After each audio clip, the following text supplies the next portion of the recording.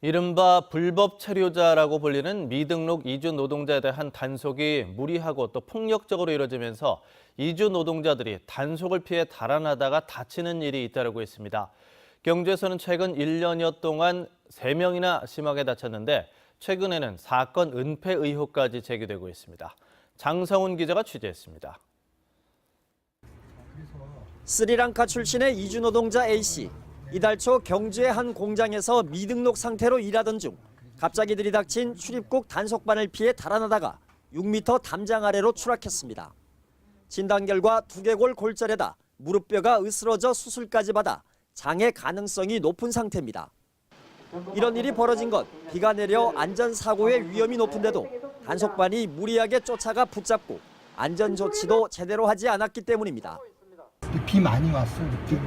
비 많이 오는데 한 사람만 따라왔어. 밑에 아무도 없었어. 이렇게 무리한 단속 탓에 다친 이주 노동자는 최근 1년여 사이 경주에서만 3명입니다.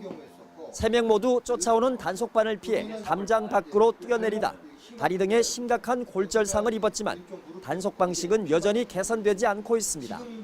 무리하게 쫓아가서 단속하는 것, 그다음에 쫓아가서 잡기 위해서 폭행을 행사하는 것, 그다음에 위험 요소가 있을 땐 이거에 대한 안전 조치를 취해야 되는 것, 그러니까 이런 것들이 최소한이나마 지켜진다라면은.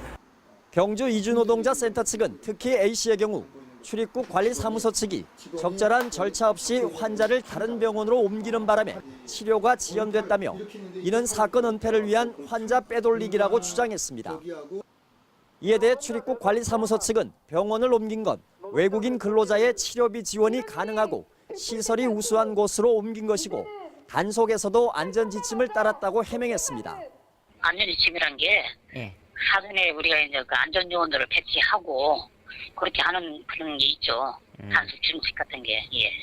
센터 측은 또 말다툼을 하는 과정에서 출입국 관리 사무소 직원이 센터 측 활동가 2명을 폭행했다며 경찰에 고소했는데 출입국 관리 사무소 측은 이에 대해 먼저 폭행을 당했다고 반박해 경찰 조사가 진행 중입니다.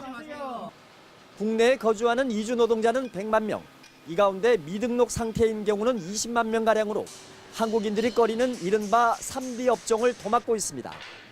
하지만 오늘도 정부의 폭력적인 단속과 추방은 계속되고 있습니다. MBC 뉴스 장성훈입니다.